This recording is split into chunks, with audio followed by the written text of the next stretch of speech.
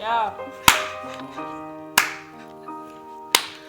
She's just a rich girl and she's creative. She has many demands and she's set by her brother. Mor, jeg er sulten. Jeg ved det godt, lille skat. Men jeg har ikke så meget at gøre lige nu.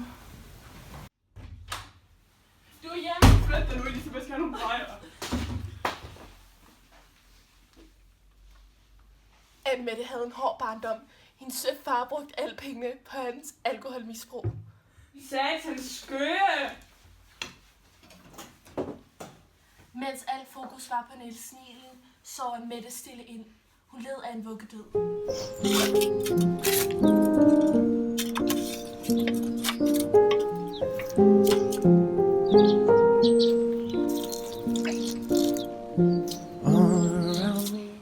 Anne-Mette blev begravet af hendes yndlingsbamse Kaninchen og hendes sløjfe.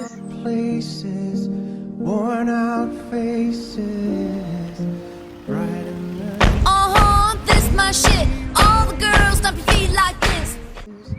En lille dreng fra en rig familie er netop død. Han skal nu overtage begravelsesstedet for Anne-Mette. This my shit. All the girls stomp your feet like this. no expression, no expression.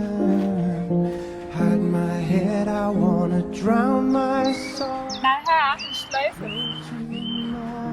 Der er jo gået 20 år, siden Nilen var død. Her ser vi Elisabeth grave Anne-Mettes gravsted op for at plads til en ny dreng. Nej, hvem er det hånd? Da Elisabeth graver Anne-Mette op, finder hun ud af, at der i forvejen i al hemmelighed ligger en mand.